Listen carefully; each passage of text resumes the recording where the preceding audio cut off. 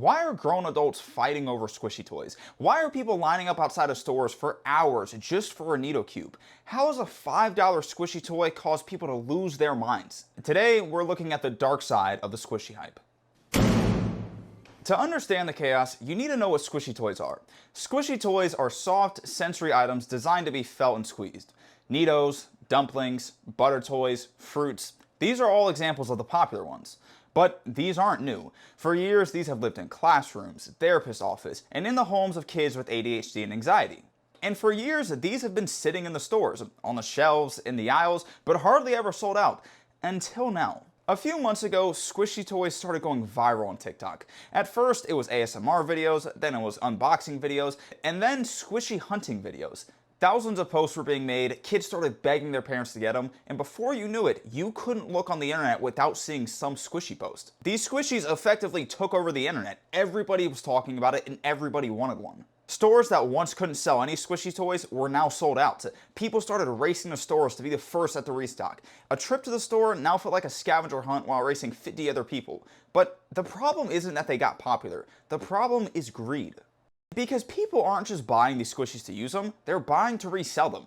Scalpers are buying shelves worth. They're clearing entire aisles of squishy toys just to make a profit. A $5 squishy toy now resells for $35. You'll see prices for ultra rare or limited edition squishies that you wouldn't even believe the price of. Some of these ranging from $500 to well over $1,000.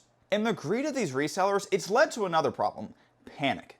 Because it's not just resellers racing to stores now, it's kids, it's parents, or just people that want to buy a squishy. And because the shelves are constantly being cleared, these stores are turning into war zones. Grown adults are fighting each other over needoh cubes. Lines are forming hours before stores even open. Delivery trucks that carry these squishies are being stalked and tracked and swarmed as soon as they arrive to these stores. Target, Walmart, Five Below, Dollar Tree, Cracker Barrel, gas stations, and so many other stores are having to hide their squishies, having to put out signs that say you can only buy one or two at most. And because people are so scared and greedy that they'll never get an opportunity to buy a squishy when they find one, they don't just want to buy one. They buy 5, they buy 10, they buy the entire shelf worth. And they're doing all of this over a $5 squishy toy. A toy that was meant for kids. And yes, people are actually fighting over squishy toys, all over a $7 squishy toy. And I really don't understand how these people feel no shame, how they feel no embarrassment that they're fighting people over a squishy toy that they're not even gonna use. I mean, with most of these people, they're gonna use these squishy toys for maybe a week, and then after that, it's gonna sit in their shelf, it's gonna sit in their bag, and eventually it's gonna end up at Goodwill.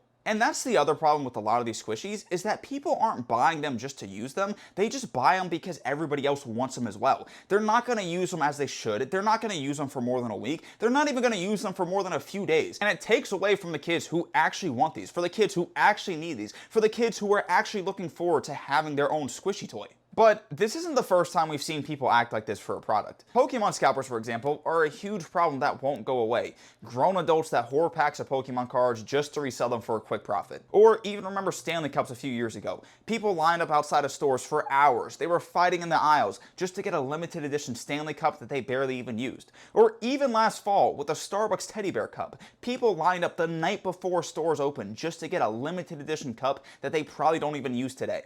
People have been doing this for years, and it's always been something that's pissed me off, and I've never understood it. But with squishy toys, it makes me even more upset because these are being taken away from kids. These toys were meant for children, especially children with ADHD, anxiety, or just sensory issues in general. And because of the hype, the kids who need them in school, at home, when they're having a breakdown, they don't have them. But it doesn't just affect those types of kids, it affects all kids. Because kids want whatever is trending, they want what their friend has, they want what the new hype is, and squishy toys represent that right now. But kids can't get them anymore. Parents that have been working all day, they don't have the time to wait in line for hours for one squishy toy. Or they don't have the money to spend $35 for a squishy toy that normally costs $5. Squishy toys that used to be a nice option for a birthday present or a gift to a friend aren't even an option anymore. Because adults are taking over a kid's toy, and that's the problem. Consumerism, it's always been an issue for people, but especially with squishy toys, it feels like it's been taken to another level. And when it starts affecting kids, that's when it's an even bigger problem. The hype for squishy toys has done so much damage to our society.